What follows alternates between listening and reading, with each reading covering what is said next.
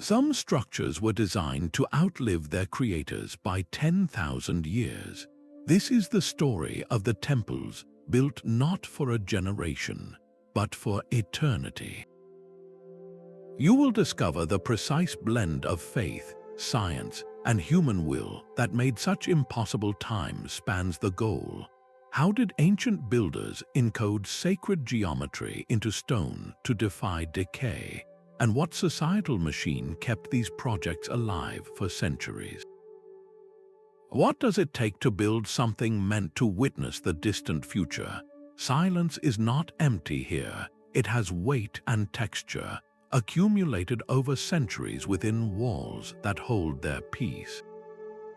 For a lone monk in meditation, the hall around him is more than stone. It is a sanctuary of perpetual calm, a space designed to feel as unchanging as the divine presence it honors. This was the core belief that ignited the ambition for temples built to last 10,000 years.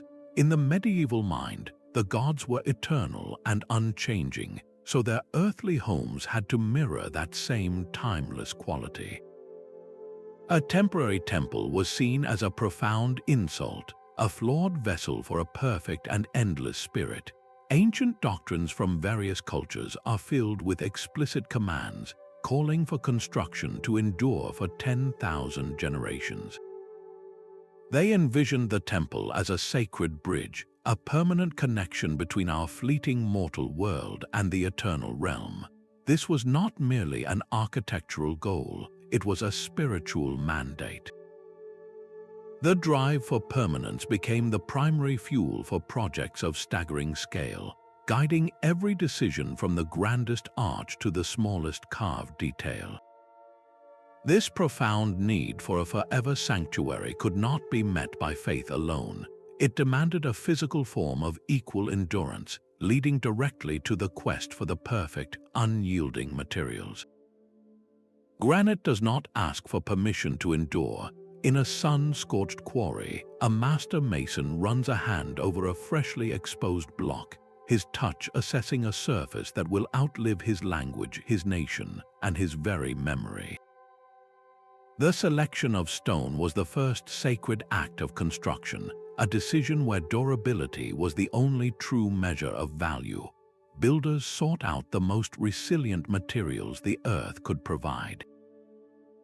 Granite, with its interlocking crystals, laughed at wind and rain.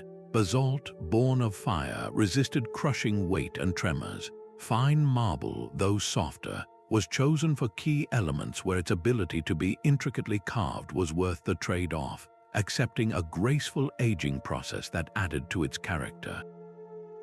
These were not just rocks, they were chosen allies in a war against time itself.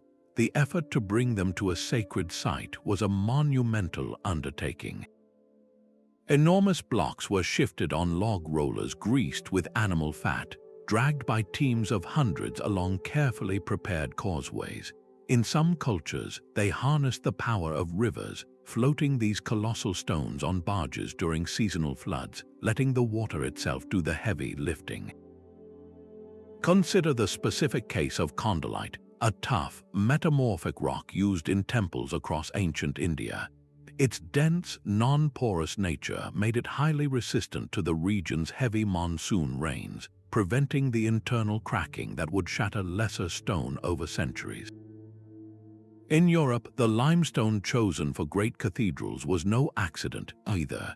Its high calcium carbonate content allows it to form a hard, protective skin when exposed to air, a self-sealing shell against the elements. This was not random selection, it was a deep, empirical science passed from one generation of artisans to the next. They learned to read the earth's gifts with a reverent understanding, knowing the temple's skeleton had to stand firm long after its creators were dust. But choosing an immortal stone was only half the battle. The true genius lay in how they were locked together. The true magic happened in the joining of these stones, a silent conversation of weight and balance locked in place for millennia. Look up at a vaulted ceiling in an ancient temple, and you are witnessing a masterpiece of physics. Each stone is precisely shaped, interlocking with its neighbors to form a perfect arch that distributes the immense weight down through its curves and into the thick, unshakable walls. This was architecture without a safety net, built without mortar that could crumble. The entire structure relied on the relentless, constant pull of gravity and the perfect fit of one stone against another. Builders employed techniques like corbelling, where each horizontal layer of stone projects slightly beyond the one below, gradually stepping inward to form a domed roof. This created a self-supporting shell of incredible strength, a stone puzzle solved for eternity. The wisdom extended to what they refused to use. Iron clamps, though strong initially, were a hidden poison. Over centuries, iron rusts, and as it rusts, it expands with tremendous force, cracking the very stone it was meant to secure. Foreseeing this, the master builders chose instead to rely on gravity and geometry, using intricate mortise and tenon joints carved directly from the stone itself, or simply the overwhelming weight of the blocks to hold everything in a permanent, peaceful embrace. This was not just engineering, it was a philosophy carved in rock. They believed that structures built in harmony with the universe, using sacred ratios like the golden mean, would inherently possess greater stability. These proportions, seen in everything from seashells to galaxies, were woven into the temple's blueprints, creating forms that felt inherently right and perhaps were inherently resilient. This brilliant synthesis of cosmic principle and earthly pragmatism transformed inert stone into a dynamic, living system, a testament to human ingenuity that began long before the first block was ever laid, with the critical choice of where to place it all. The alignment of a temple to the cosmos was a declaration written in stone and light. Long before foundations were dug, priests and astronomers would spend years observing the heavens, waiting for that perfect moment when the sun or a star would crest a specific mountain or mark a sacred point on the horizon. They would then drive the first stake, aligning the entire future structure with that celestial event. This was not merely for dramatic effect during a festival. It was a profound act of synchronization. By locking the temple into the grand, predictable cycles of the cosmos, its builders were weaving its existence into the very fabric of time. The temple became a participant in the eternal dance of the seasons, the solstices, and the equinoxes, sharing in their unshakable rhythm and, by extension, their perceived immortality. This cosmic connection was mirrored in the very geometry of the floor plan. Stepping into many of these sacred spaces was like stepping into a symbolic diagram of the universe.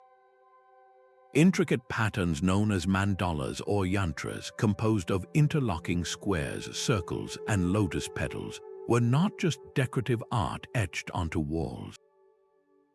They were the foundational blueprints, the spiritual DNA of the temple itself.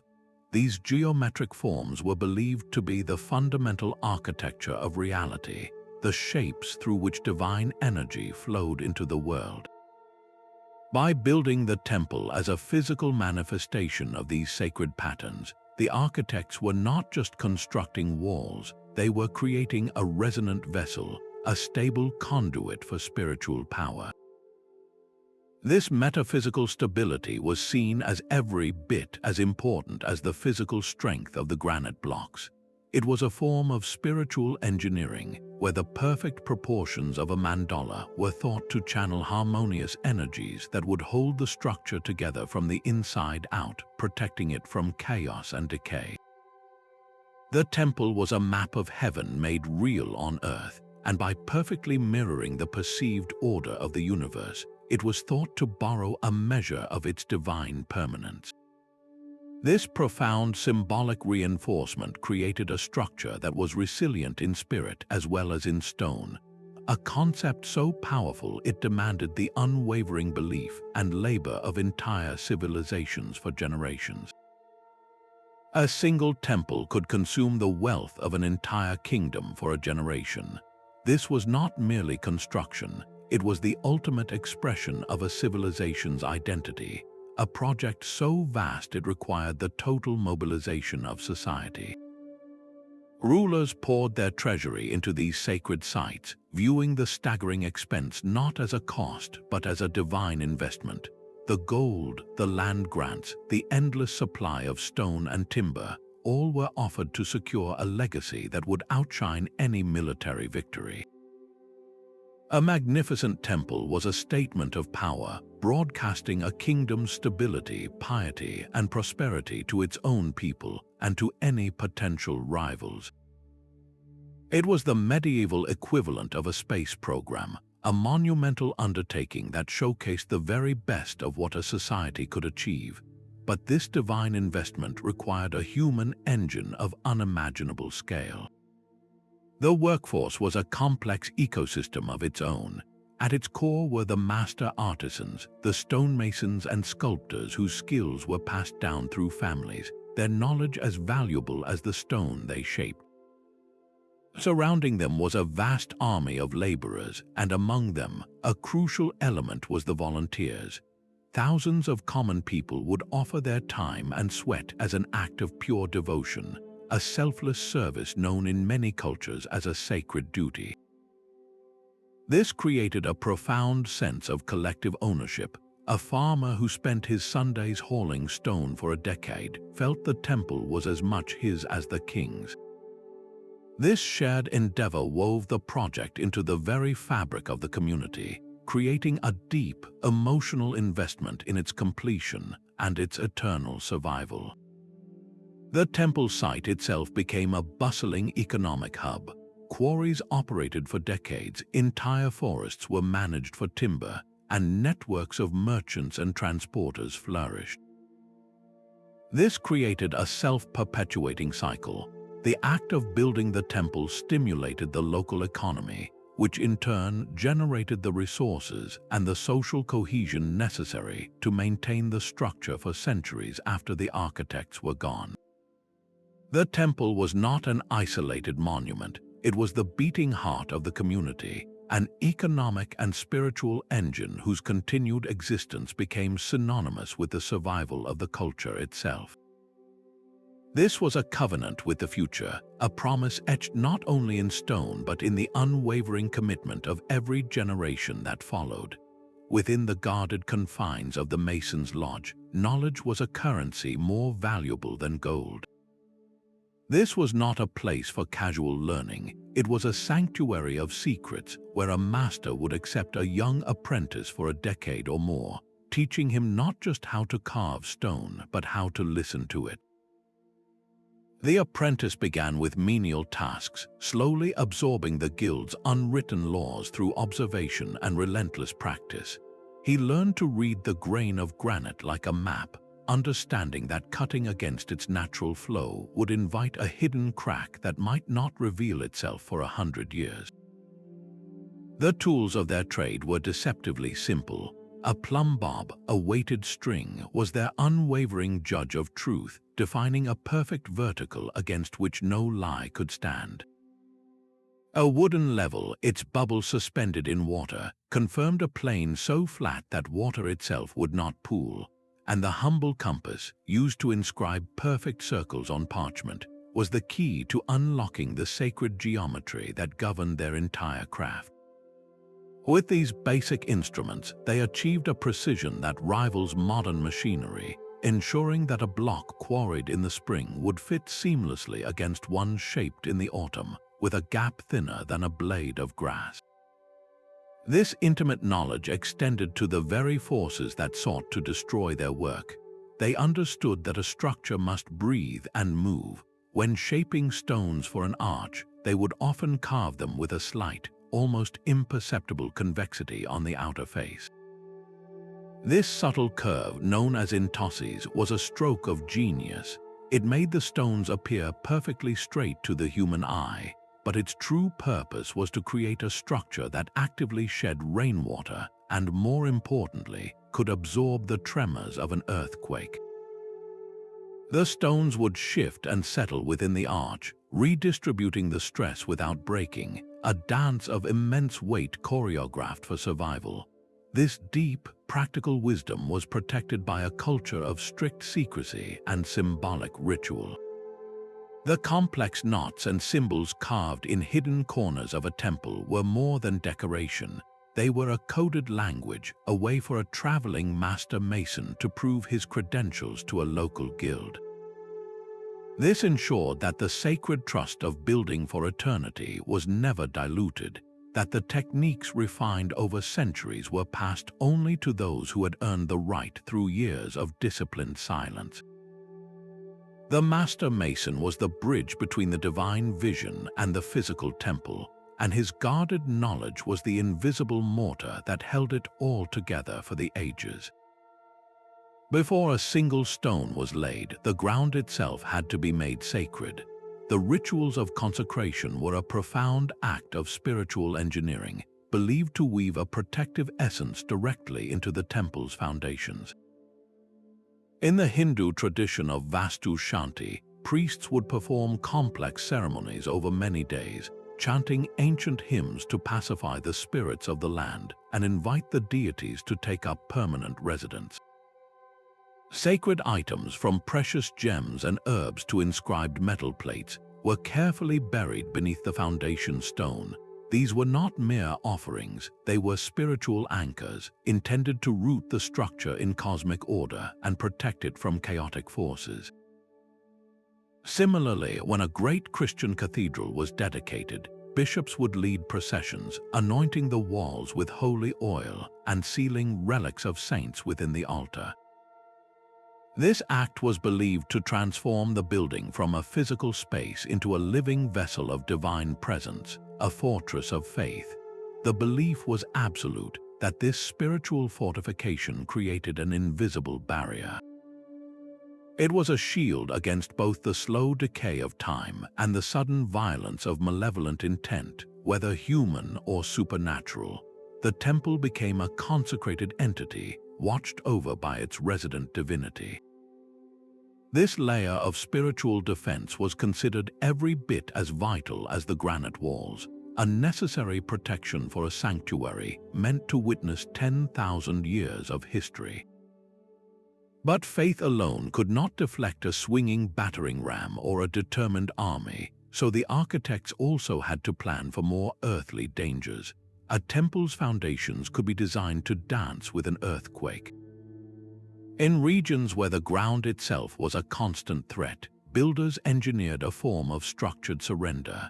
They understood that a rigid structure would fight the earth's violent tremors and inevitably lose.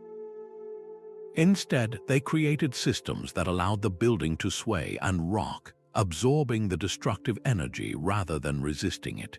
In Japan, the pagodas of ancient temples were built with a central pillar that dangled like a giant pendulum from the upper stories, never fully fixed to the ground.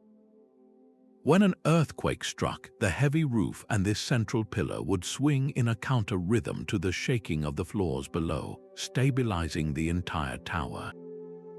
Other cultures embedded flexible timber lattices within their thick stone walls, creating a wooden skeleton that could flex and bend, holding the masonry together even as the ground buckled. The wisdom even extended beneath the surface, where some temples were built on foundations of loose gravel or sand. This clever layer acted as a shock absorber, causing the seismic waves to lose their destructive force before they could travel upwards into the sacred walls. These were not crude attempts, but highly sophisticated solutions born from centuries of observing nature's fury. The same pragmatic genius was applied to the threat of water. In lands of torrential monsoon rains, temples were raised high on massive, elevated plinths, lifting their precious walls above the reach of floodwaters. Their dramatically sloping roofs, so iconic in places like Cambodia and Nepal, were masterpieces of hydrological engineering.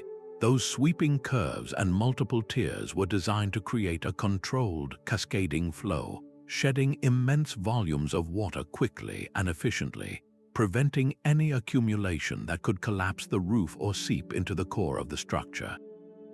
Intricate networks of stone gutters, spouts, and underground channels would then capture this water and channel it safely away, turning a potential weapon of decay into a managed resource. The proof of this foresight is etched into history itself. Consider the Brihadiswara temple in Tamil Nadu, India.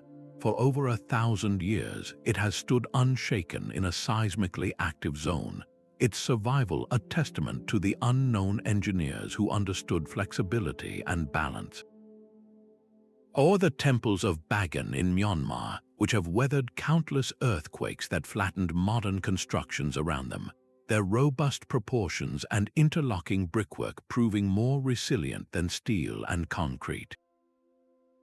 This was immortality through anticipation, a deep understanding that to survive 10,000 years, a temple must be in a constant, graceful dialogue with the very forces that seek to destroy it. But what happens when the threat is not a blind force of nature, but the deliberate, calculating violence of human conflict? A temple fortress on a remote peak was a statement of defiance in stone. The choice of an inaccessible location, high in the mountains or deep within a dense forest, was a masterstroke of defensive planning. It provided a natural moat of sheer cliffs and treacherous terrain, forcing any potential invader to confront geography itself before they could even reach the temple walls. This seclusion was dual purpose, creating the perfect environment for spiritual contemplation, while simultaneously ensuring the sanctuary's survival through periods of widespread conflict and social collapse. The temple was deliberately removed from the bustling, vulnerable cities of the plains, placed in a realm where its only neighbors were the sky and the wind. Its very remoteness was its first and most powerful line of defense. This strategic thinking was then carved into the architecture itself. Approaching such a temple, a pilgrim would be met not with a welcoming facade, but with a formidable, almost blank wall of masonry. High, windowless lower levels prevented attackers from scaling the walls or firing into the compound. The main entrance was often a single, narrow gateway, sometimes a steep staircase channeled between two towering walls, forcing any hostile force into a vulnerable, single-file approach where they could be easily repelled. Within, the layout was a labyrinth. Corridors might twist unexpectedly, leading to dead ends or opening into courtyards designed as killing zones. Hidden chambers, their doors seamlessly blended into the ornate wall carvings, served as secure vaults for sacred texts, ritual objects, and the community's accumulated wealth, protecting the soul of the culture even if the outer walls were breached. In some civilizations, this duality between faith and fortification was absolute. The great temple complexes of the Khmer Empire, for example, were not just spiritual centers but were the very heart of fortified cities, their towering spires serving as watchtowers. In medieval Europe, many monasteries were built with formidable curtain walls, battlements, and even their own water sources, transforming them into self-sufficient citadels that could withstand a prolonged siege. They were designed to be islands of order in a sea of chaos, protecting not only the monks and priests but also the surrounding population who would flock to their safety. The temple's role expanded from a house of worship to a fortress of last resort, a guardian of lives as well as faith. This sober understanding that time brings human conflict as reliably as it brings rain required a different kind of strength, a resilience embedded not just in the walls but in the very artwork that adorned them. The stories carved into the temple walls were meant for the eyes of the future. These intricate sculptures and vibrant frescoes were far more than decoration. They were a permanent library chiseled into stone. In an age when parchment could burn and ink could fade, these visual narratives were designed to endure as a timeless record of everything a civilization held sacred. A single panel could depict an entire epic, a philosophical debate, or a historical event, encoding complex ideas into a universal language of symbols and forms that could be understood even if the original spoken language was lost. A visitor could walk the corridors and learn the creation myths of the universe, the laws of righteous conduct, and the genealogies of kings, all without reading a single word. This was the ultimate act of cultural preservation. The temple itself became the custodian of memory, its walls a silent, patient teacher for generations yet unborn. Certain key stories and divine forms were repeated again and again across the complex. A depiction of a deity overcoming a demon of ignorance might appear at the main entrance, then again in the central hall, and once more in the inner sanctum. This was not artistic redundancy, it was a deliberate pedagogical tool. Through constant visual reinforcement, the most critical spiritual and ethical lessons were seared into the community's consciousness. The temple became a three-dimensional textbook, and participation in its rituals while moving past these carvings turned into a recurring educational experience. This ensured the core message of the culture was passed down, creating a self-perpetuating cycle of understanding that bound the community together across centuries. The art made the temple eternally relevant. Even if the institution that built it fell and its priests were gone, the silent stone narratives held the key to its rediscovery. A future civilization, stumbling upon the overgrown ruins, could look upon a carved scene of meditation and recognize it as a place of worship, or see a depiction of a flood and understand it as a historical cataclysm. The iconography provided the clues to decipher the temple's original purpose and power, allowing its spiritual charge to be rekindled long after its creators turned to dust. This intellectual and cultural resilience was as vital to the temple's 10,000-year life as the physical strength of its arches. By embedding its soul directly into the artwork on its walls, the temple guaranteed that its voice would never truly be silenced.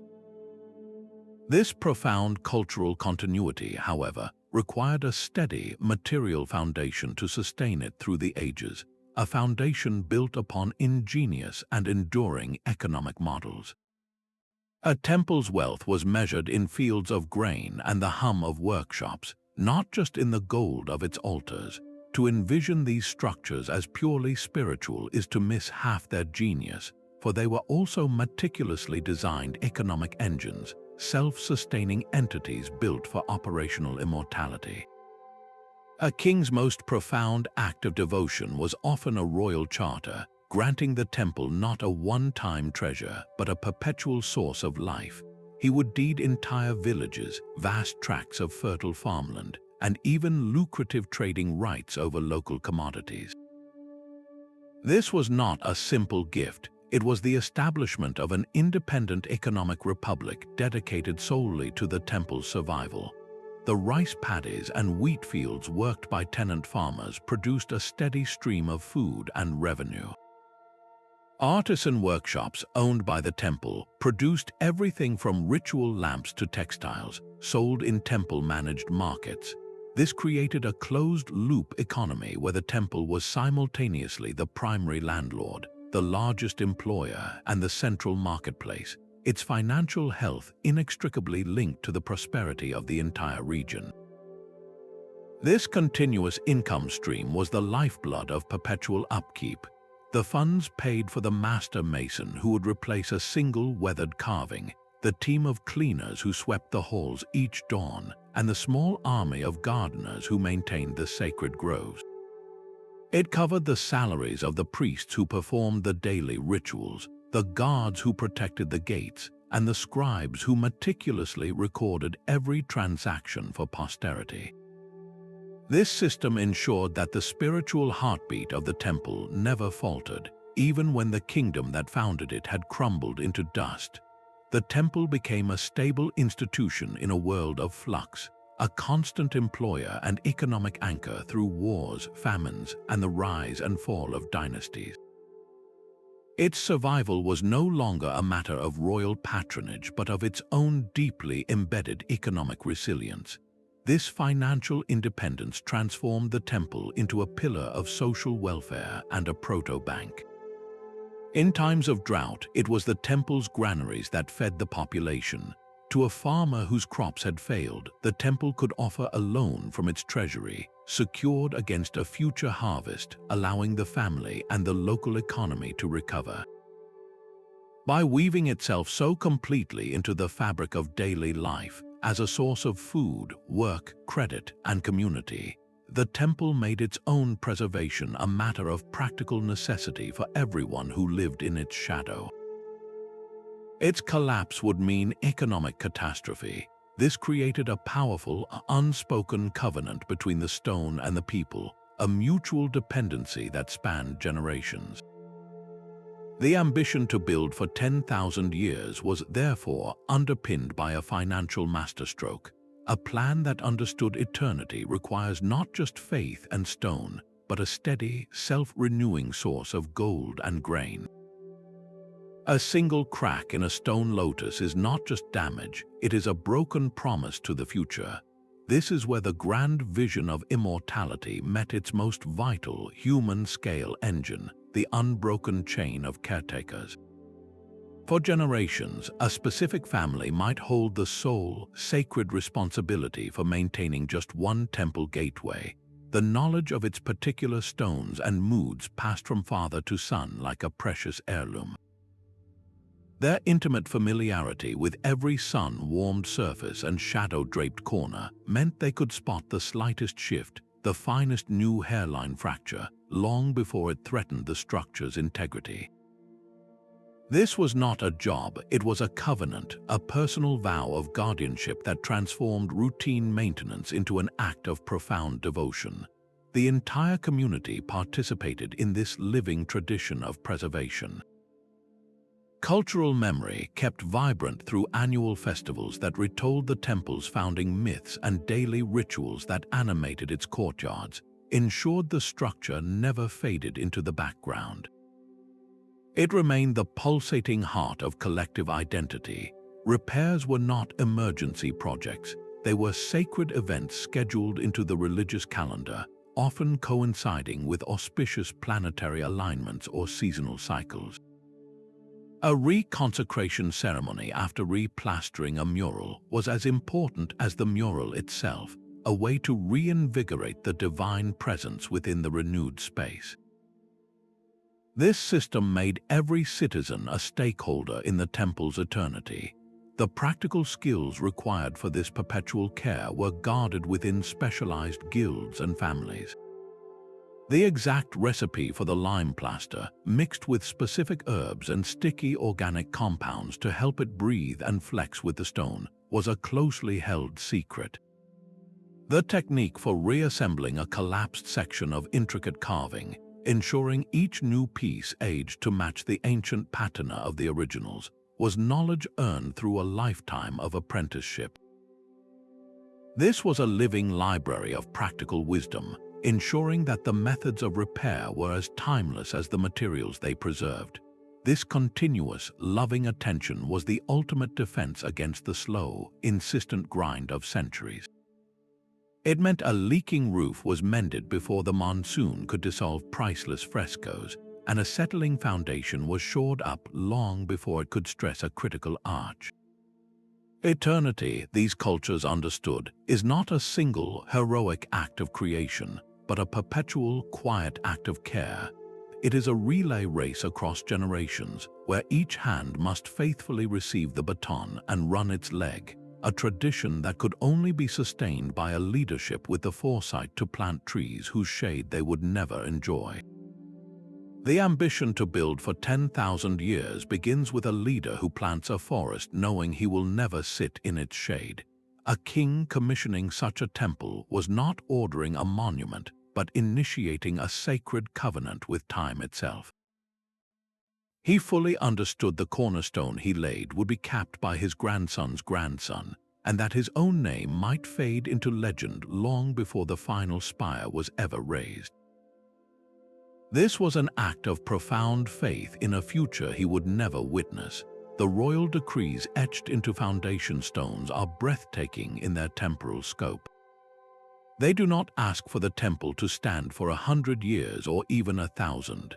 They speak of endurance as long as the sun and moon shall cross the sky, a duration measured against the cosmos. This radical long-term thinking governed every foundational choice. A site was selected not for its current convenience, but for its perceived stability over geologic time, away from shifting river courses and potential future conflicts. Resources were allocated not just for construction, but for a permanent endowment, a self-renewing fund to pay for cleaners, masons, and priests in perpetuity. This was a form of temporal altruism, a gift to generations of people whose languages and customs would be utterly foreign to the patron himself. It was motivated by a powerful blend of sincere piety and a calculated desire for an immortal legacy, a name forever linked to an eternal wonder.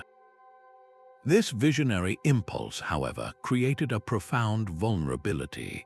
The entire monumental endeavor rested on a fragile assumption: the continuity of political will across centuries, a force as unpredictable as the weather. Political stability provided the rare, steady breath that kept a temple's flame alive across centuries.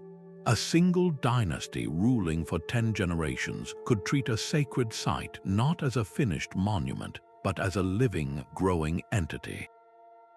Each new king, raised on the same founding myths and bound by the same duty to his ancestors, would see the enhancement of the great temple as a primary royal responsibility. This was not just maintenance, it was a form of spiritual one-upmanship. A king might add a breathtaking new gateway taller than his father's hall. His successor would then commission a more lavish pond for ritual baths, or inscribe his own deeds onto a newly erected monolith within the same sacred courtyard. This created a snowball effect of prestige and investment, where each ruler's legacy was intrinsically tied to his contribution to the eternal whole. The temple complex evolved, layer by layer, into a sprawling testament to dynastic continuity itself. Its walls became a physical timeline of a kingdom's golden age. But this beautiful symbiosis was also its greatest vulnerability. The moment a dynasty fell, that unbroken chain of patronage and protection shattered. A temple too closely associated with a deposed ruling family could face a sudden, brutal reversal of fortune. It might be looted for the gold its patrons had given, its statues defaced to erase the memory of the previous rulers, or simply abandoned as the new regime redirected all its wealth and attention to its own new foundations. The sacred could become a political target overnight.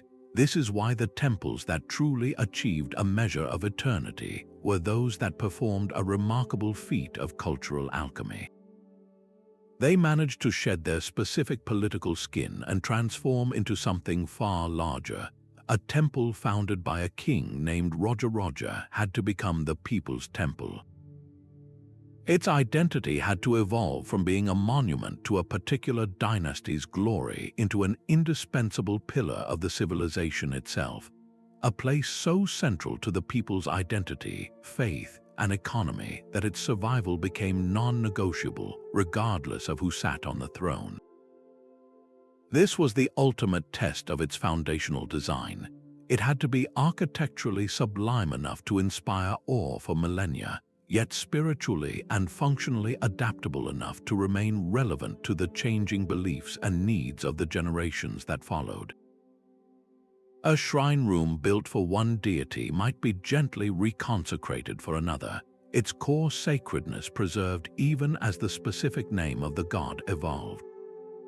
The temple that could outlive its creators was the one that learned to belong to everyone and no one, a sanctuary whose story became so interwoven with the land and its people that it was no longer a symbol of power, but a permanent feature of the world itself. For the master architect, the sacred texts provided not a picture to copy, but a cosmic formula to solve.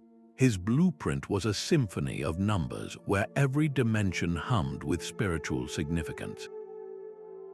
He did not measure in simple cubits or feet, but in units like the anga, a measure derived from the proportions of the ideal human body, linking the temple directly to the microcosm of man and the macrocosm of the universe. This was architecture as a divine equation. Specific numbers were not arbitrary, they were the very language of the gods. In many Indian traditions, the number 108 held immense power, representing the completion of a spiritual cycle. You would find this number echoed throughout the temple, in the 108 meticulously carved pillars of a hall, or the 108 steps a pilgrim would climb to reach the summit, each step a symbolic progression toward enlightenment. In Chinese cosmology, the number 8 symbolized infinity and prosperity, leading to octagonal pavilions and layouts divided into 8 directional sectors to attract boundless cosmic favor. These numbers were the hidden code of the design, a layer of meaning believed to actively attract protective, harmonious energies. The governing principles for these proportions were enshrined in ancient manuals like the Shilpa Shastras or the Principles of Vitruvius. These texts did not just offer aesthetic advice, they prescribed exact mathematical ratios for every element. The height of the towering spire or shikara had to be a specific multiple of the width of the sanctum below it. The courtyard's length and breadth were calculated to form a perfect rectangle whose proportions mirrored those found in nature, like the spiral of a nautilus shell. This created a form that was not merely beautiful, but was considered inherently stable and auspicious because it was in perfect resonance with the underlying order of creation. The foundational belief was simple yet profound. A structure built in such perfect harmony with the cosmos would be held aloft by the universe itself. Chaos and decay were seen as forces of disorder, and a temple that was a perfect embodiment of cosmic order was thought to be naturally resistant to them. It was a form of metaphysical engineering where the perfect alignment of sacred geometry created a kind of spiritual inertia, a resistance to the entropic forces of time. This provided the architects and the community with an unshakable layer of confidence. They were not just piling stone upon stone, they were assembling a universe in miniature, a perfect, ordered reality that would stand as a bastion against the formless void. This intentionality fueled the massive undertaking, transforming back-breaking labor into a participatory act in the grand organizing of the cosmos. The resulting structure did not just stand on the earth, it was believed to be anchored in the fabric of reality. Its longevity assured not merely by mortar and physics, but by the silent, sustaining power of sacred numbers. Redundancy was the silent guardian of eternity, a deliberate duplication of strength woven into the very fabric of the temple.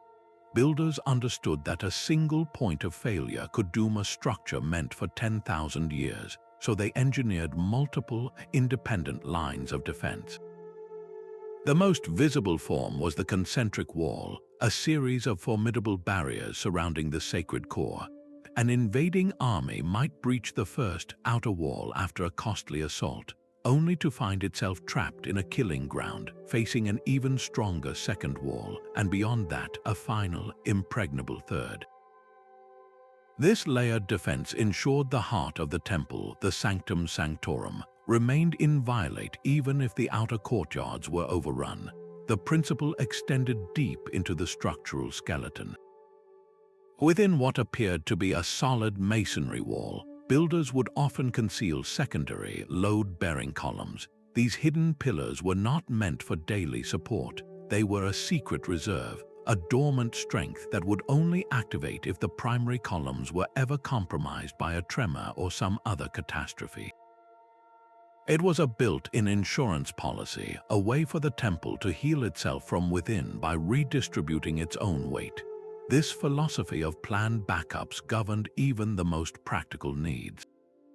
A temple might have not one, but three entirely separate water sources: a deep well, a concealed cistern fed by an underground spring, and a complex system to channel monsoon rainwater into massive storage tanks.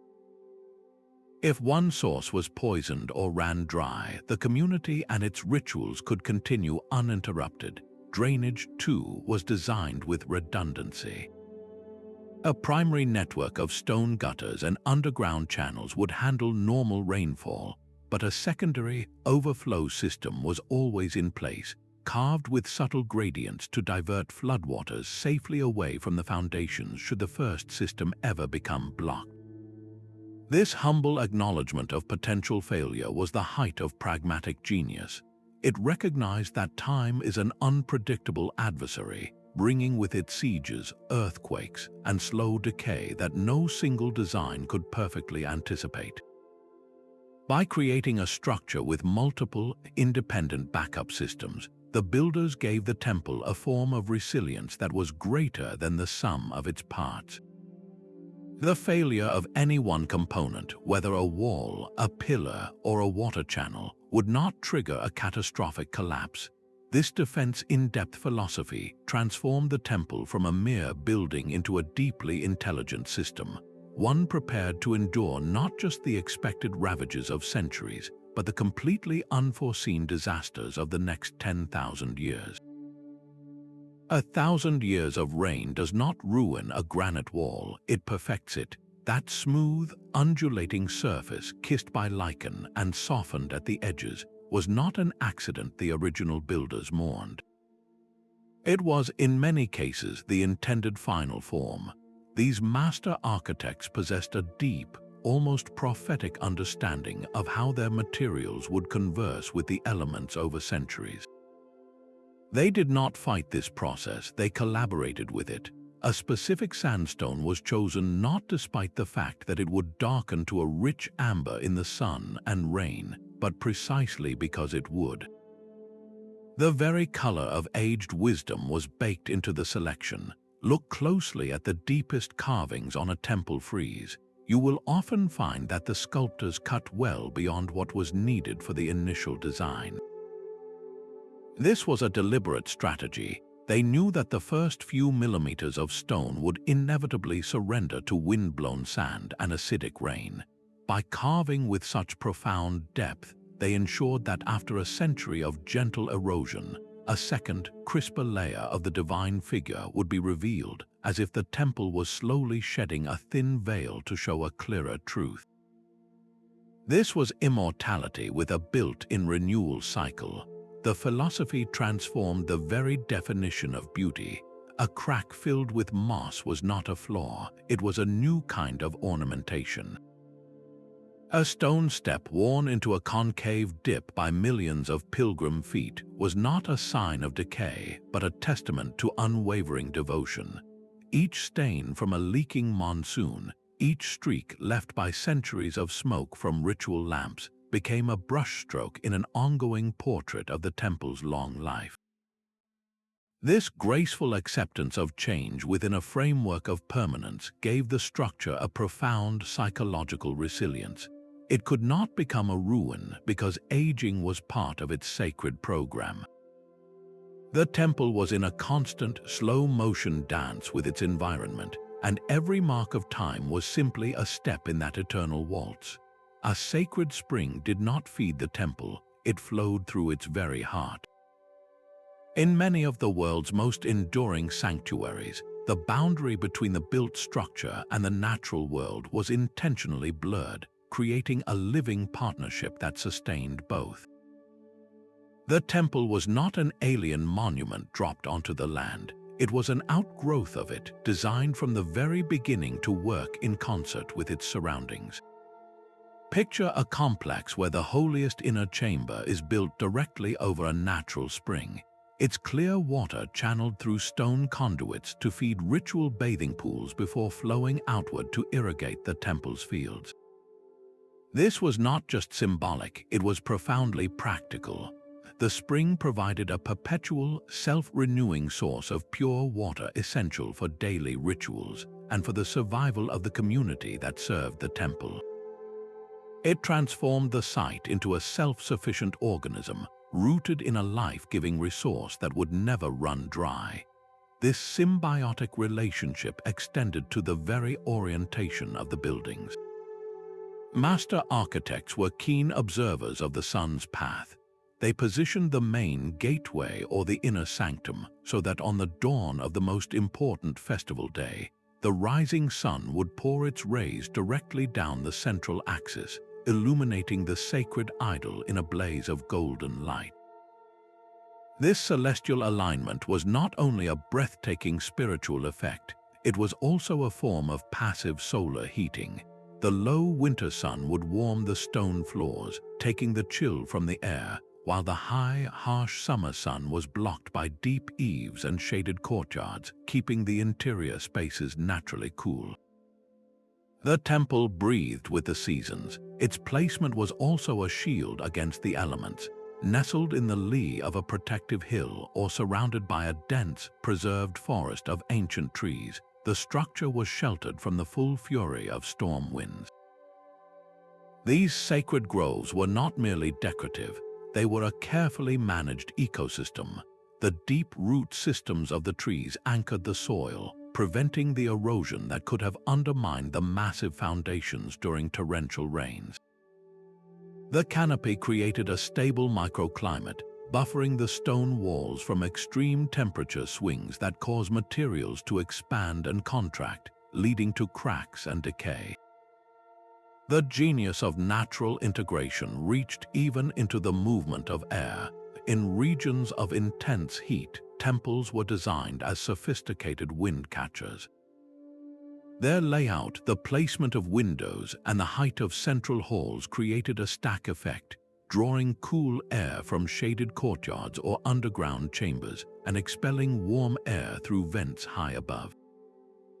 This natural ventilation kept the interior atmosphere dry, which was crucial for preserving ancient wooden beams, preventing the growth of destructive mold, and ensuring the comfort of those within. This was sustainability engineered 1,000 years before the term was invented. By aligning the temple so completely with the forces of nature, the builders dramatically reduced the environmental stresses acting upon it. They turned the sun, the wind, and the water from potential adversaries into steadfast allies. This harmony was seen as a physical expression of a cosmic principle, the divine order manifest in the natural world. A temple that existed in such perfect balance with its environment was believed to be in a state of grace, a partnership that invited protection from the land itself. It is no wonder that such places, so seamlessly woven into the fabric of the earth, became the subjects of enduring legends, their persistence seen not just as a triumph of engineering, but as a blessing earned through reverence. This deep connection to the land created a legacy that was not only spiritual and architectural, but also profoundly agricultural, as the temple's influence extended into the very soil that fed its people. A folk song carries the temple's story long after the stone carvers have fallen silent. These melodies and myths were not simple entertainment, they were the living memory of a civilization, a powerful oral archive designed to outlast even the most durable granite. The legend of a divine architect, a god who descended to lay the first foundation stone himself, was not just a charming tale. It transformed the temple from a man-made object into a celestial mandate. To damage such a place was not merely vandalism, it was an act of sacrilege against the gods who had ordained its existence. This belief was reinforced through powerful stories of curses. A local ballad might tell of a greedy king who tried to steal a golden spire, only to be stricken with a wasting disease, or of a warlord whose army camped disrespectfully within the sacred walls and was routed by a sudden, miraculous storm the very next day. These narratives, repeated for centuries around hearths and in village squares, wove a potent psychological barrier around the temple. The fear was not of a human god, but of a divine, unseen protector. This mythological sanction made preservation a matter of collective superstition and faith, a deterrent far more effective than any written law. The stories were kept vibrantly alive through annual festivals that reenacted the temple's founding myth. A community would not just hear about the gods commanding the temple's construction, they would become the gods for a day. In a week-long pageant, a local farmer might don the mask of the divine architect, while children playing celestial nymphs would shower flower petals along the processional route. This was not a history lesson, it was an embodied experience. Through dance, music, and ritual drama, every generation internalized the temple's sacred origin story, feeling its truth in their bones. An unlettered farmer who had never seen a blueprint understood the temple's cosmic significance because he had danced it. This constant, cyclical celebration ensured the temple's identity never fossilized. It remained a dynamic character in the community's own epic, its ongoing survival a crucial chapter in their shared destiny. The temple was the hero of the story, and you do not allow the hero of your story to be forgotten or fall into ruin. This deep narrative embedding created a form of cultural immortality, making the caretaking of the stone not a chore, but a sacred duty to the plot of existence itself. A deity's name could change, but the divine presence within the stone remained. The most resilient temples were not fortresses guarding a single, rigid truth, but rather spiritual vessels, their forms profound enough to hold many different kinds of sacred water.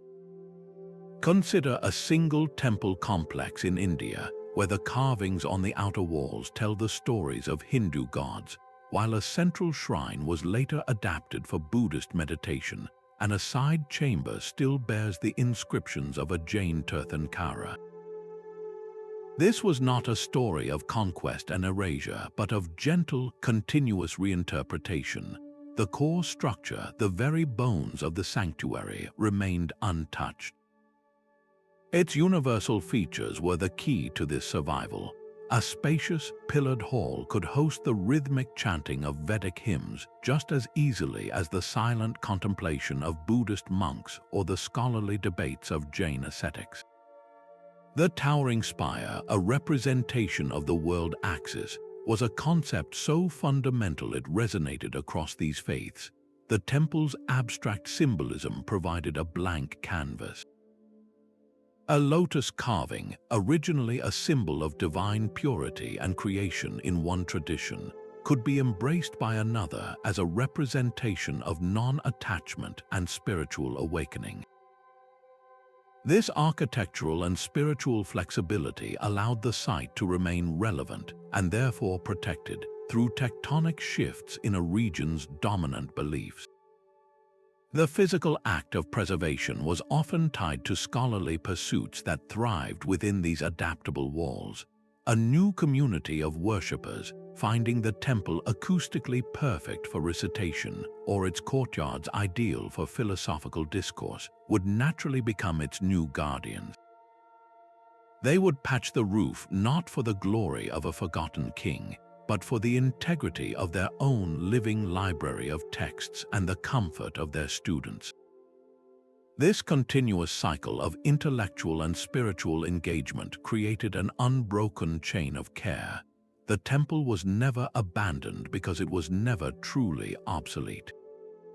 Its ability to absorb new meaning transformed it from a monument to a specific dogma into a permanent sanctuary for the human search for the sacred, a quality that ensured its doors would remain open for millennia to come. A temple's true walls were not always made of stone, but of words. Within the cool, hushed scriptoriums of these vast complexes, the soft scratching of a scribe's pen was a sound as vital as the chanting of prayers. This was the quiet, relentless work of eternity. While kings and empires rose and fell outside, these scholar priests were engaged in a different kind of defense, safeguarding the accumulated knowledge of their civilization against the relentless decay of time and the chaos of forgotten history. They did not merely copy texts, they resurrected them. A single crumbling manuscript, its edges brittle with age, would be carefully unrolled. A master scribe, his hand guided by generations of discipline, would transfer every word, every diagram onto fresh, durable parchment or palm leaves treated with preservatives. These copies were then stored in massive, purpose-built libraries within the temple precincts, their shelves lined with treatises on astronomy, mathematics, medicine, and profound philosophical debates.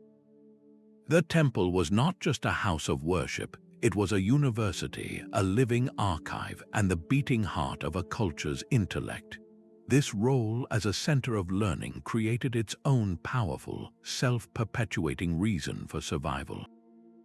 A ruler might be indifferent to an old god, but he could not afford to lose the only repository of medical knowledge that could save his family from a plague, or the astronomical charts that could predict the seasons for his entire agricultural economy.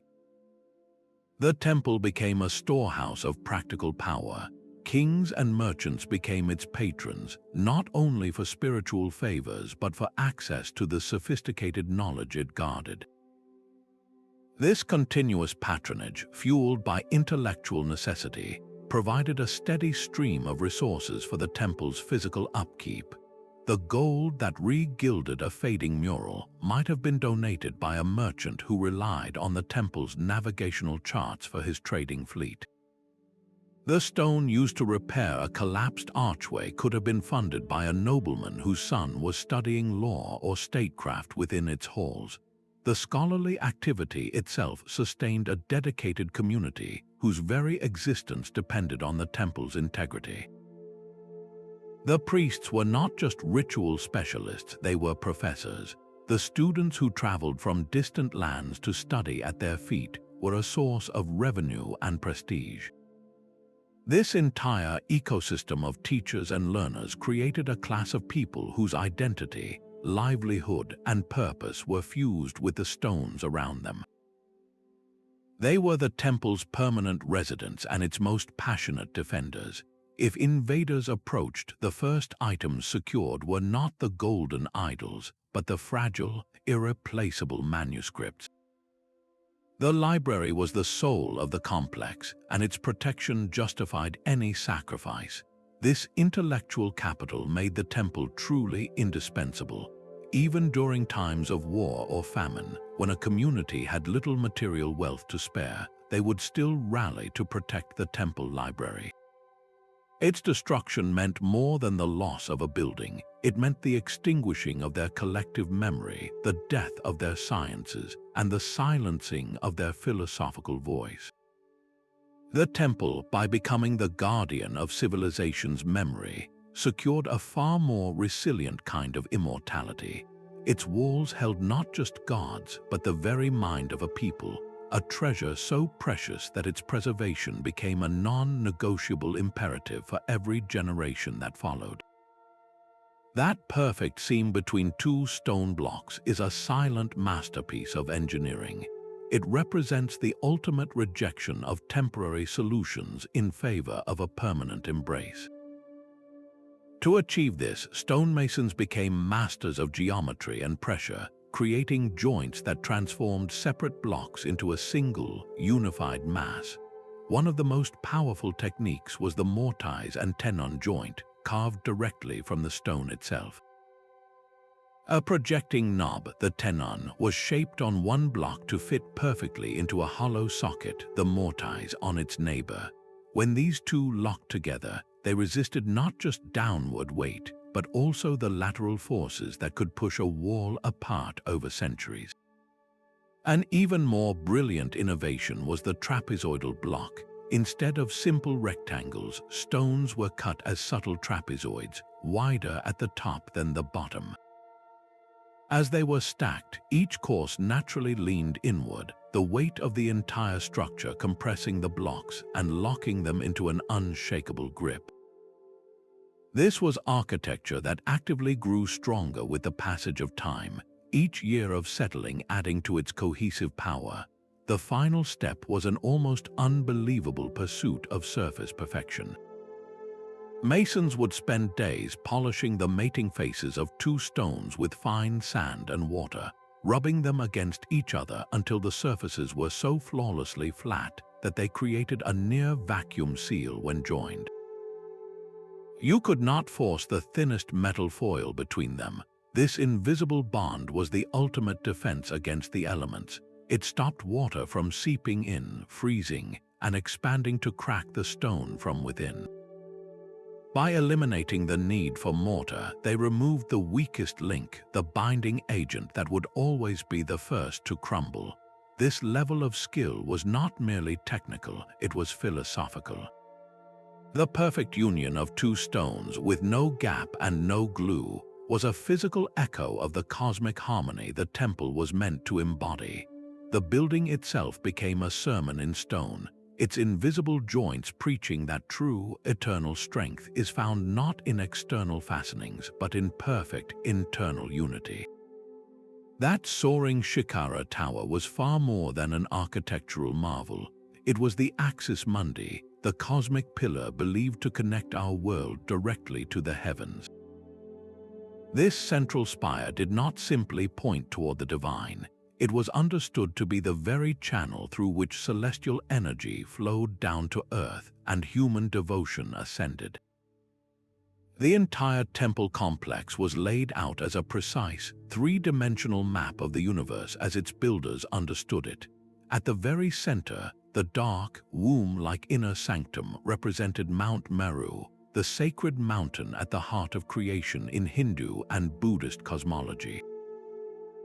This was the navel of the world, the point of origin for all existence. Encircling this central peak, the high, concentric walls of the temple compound were not merely for defense.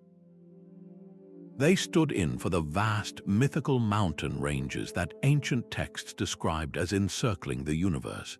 The outermost gateways and the surrounding moat or body of water symbolized the primordial oceans that lay at the very edge of the cosmic diagram. This cosmological model was a deliberate act of world-making. By building this perfect miniature universe on Earth, the priests and architects believed they could tap directly into the fundamental order and stability of the cosmos. The temple became a resonant vessel, its sacred geometry humming in harmony with the underlying structure of reality. This alignment was thought to generate a field of spiritual and metaphysical stability that would inherently protect the structure from the chaos and decay that plagued the ordinary, unaligned world. Its physical permanence was therefore a direct reflection of the eternal, unchanging cosmic order it represented.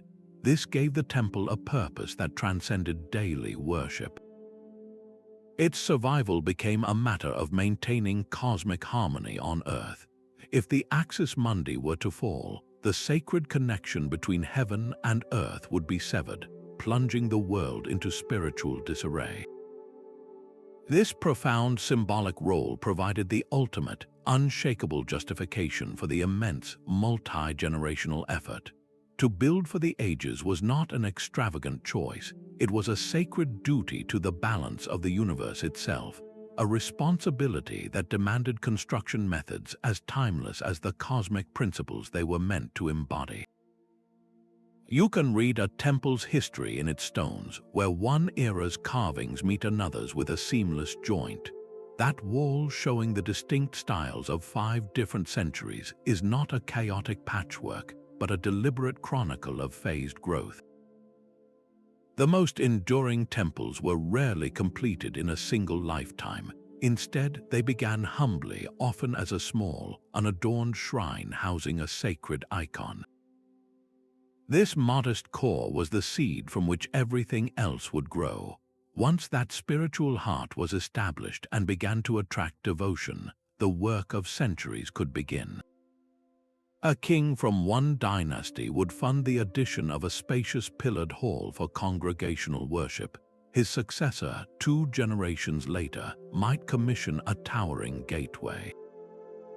Another century would see a new outer wall for protection, and later still, a ring of smaller subsidiary shrines would appear. This incremental methodology was a masterstroke of practical planning. It transformed an impossibly expensive, monolithic project into a manageable, multi-generational endeavor. The staggering financial burden was distributed across centuries, never crippling a single ruler's treasury or overburdening the populace. This slow pace also allowed for a continuous refinement of technique.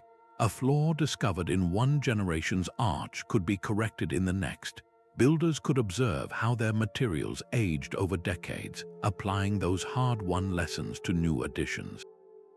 This created a living library of architectural knowledge, constantly updated and improved, but perhaps its greatest strength was its inherent resilience. Each new phase was designed with structural independence. A pillared hall added to the front of the ancient shrine was built as a self-supporting structure, connected yet not dependent. If that hall were ever damaged by an earthquake or fire, its collapse would not necessarily bring down the original, sacred core. The temple's most vital organ was protected by a buffer of concentric, semi-autonomous additions. This approach also granted the flexibility to adapt.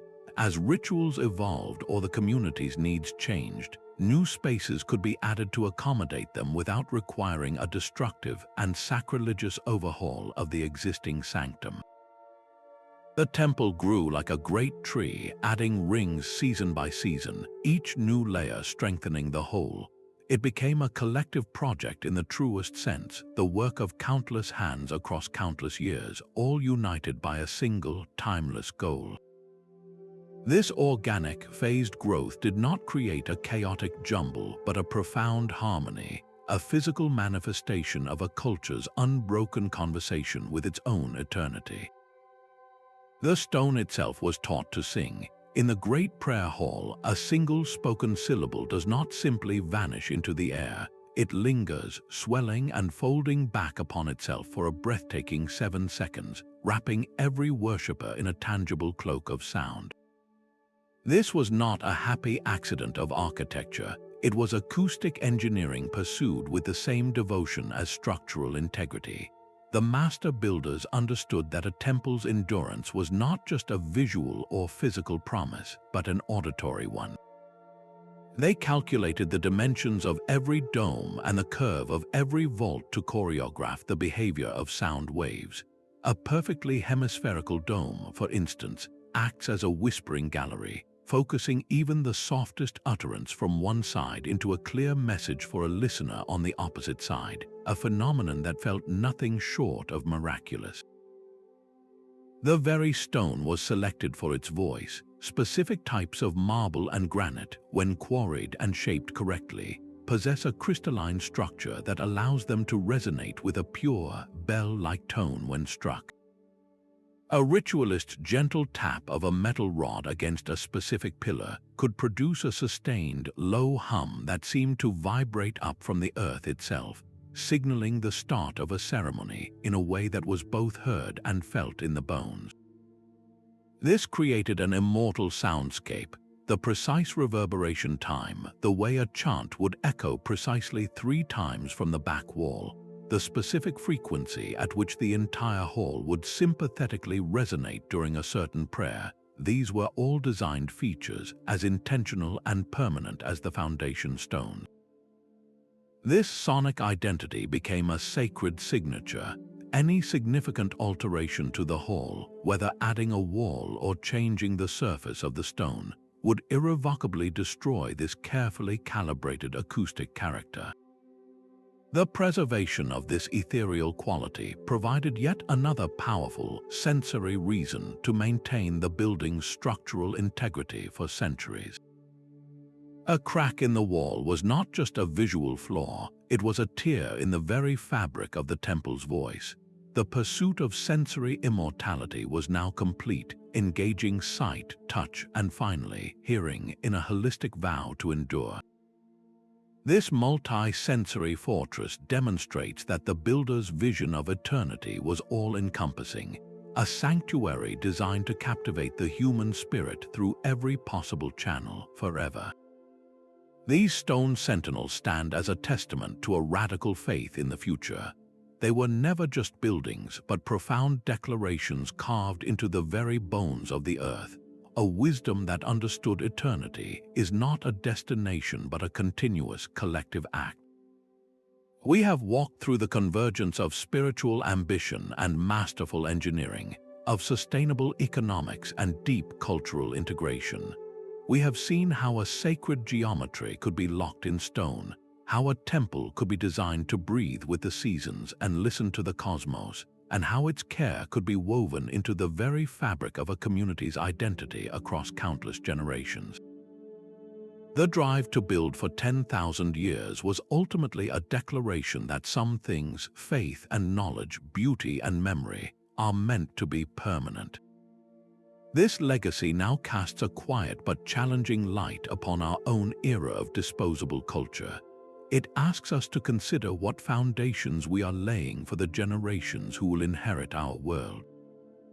What are we creating that is designed to outlive our own brief moment in the sun? Let these ancient guardians inspire you to think in longer arcs, to value permanence over the merely convenient, and to find a way to contribute to something that will whisper your name long after you are gone. If this exploration of timelessness has resonated with you, share your thoughts in the comments and subscribe for more journeys into the wonders of our shared history.